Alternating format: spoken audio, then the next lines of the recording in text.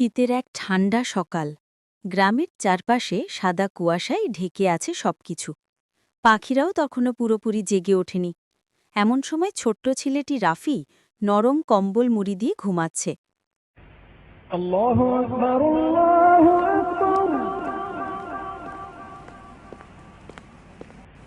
আল্লাহ। রাফি, আজান হয়ে গেছে বাবা, ওঠো, নামাজ পড়বে না? আহ আম্মু, খুব ঠান্ডা লাগছে, একটু পর উঠি না। বাবা, শীতের সকালে নামাজ পড়া খুব সওয়াবের কাজ। আল্লাহ সবচেয়ে বেশি ভালোবাসেন যাদের হৃদয় ঠান্ডা সকালে নামাজের জন্য জেগে ওঠে।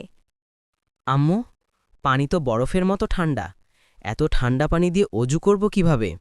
বাবা, জানো, নবীজি সাল্লাল্লাহু আলাইহি ওয়াসাল্লাম বলেছেন, শীতের সকালে ঠান্ডা পানি দিয়ে অজু করা অনেক বড় সওয়াবের কাজ। এতে গুনাহ মাফ হয়, জান্নাতের দরজা খুলে যায়। সত্যি আম্মু? তাহলে আমি এক্ষুনি গিয়ে ঠান্ডা পানি দিয়ে অজু করে নামাজ পড়তে যাব। হ্যাঁ বাবা, যাও, তোমার আব্বু মসজিদে যাওয়ার জন্য অপেক্ষা করছে।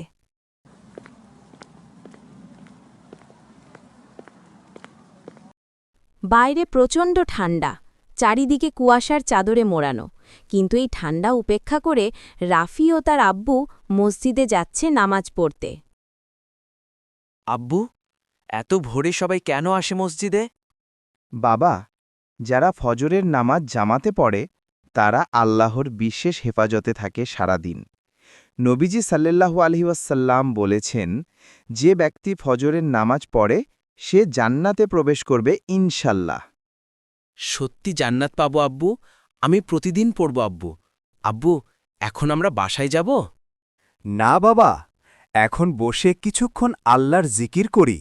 নবীজি সাল্লাল্লাহু আলাইহি ওয়াসাল্লাম বলেছেন, যে ফজরের নামাজের পর বসে আল্লাহকে স্মরণ করে তারপর সূর্য ওঠার পর 2 রাকাত নামাজ পড়ে সে পূর্ণ হজ ও ওমরাহার সওয়াব পায়। আব্বু, শীতের সকালে আর কোন কোন কাজ করলে জান্নাত পাব?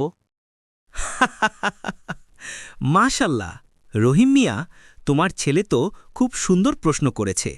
আচ্ছা বাবা, শোনো তাহলে শীতের সকালের আমল সম্পর্কে। শীতের সকাল আল্লাহর রহমতের একটি বিশেষ সময়।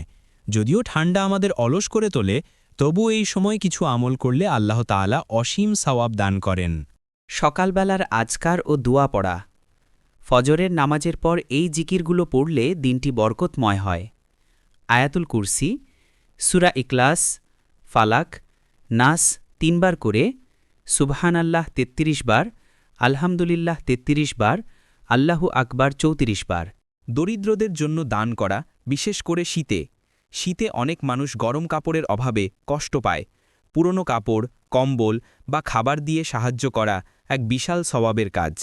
রাসূলুল্লাহ সাল্লাল্লাহু আলাইহি ওয়াসাল্লাম বলেছেন, যে ব্যক্তি কোনো মুমিন ভাইয়ের দুনিয়ার কষ্ট দূর করে, আল্লাহ তাআলা তার আখিরাতের কষ্ট দূর করবেন।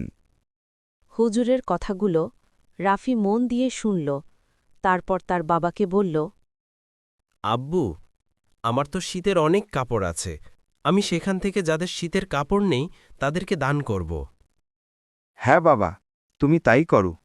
তখন থেকে রাফি যত শীত পড়ুক না কেন মসজিদে গিয়ে নামাজ পড়ে। তার অতিরিক্ত সকল কাপড় গরিব বাচ্চাদের দিয়ে দেয়। তো বন্ধুরা, রাফির মতো তোমরাও কি বুঝতে পেরেছ শীতের সকালের আমল সম্পর্কে? ভিডিওটি তোমাদের কাছে ভালো লাগলে লাইক, কমেন্ট, শেয়ার ও সাবস্ক্রাইব করে আমাদের পাশেই থাকো। ধন্যবাদ।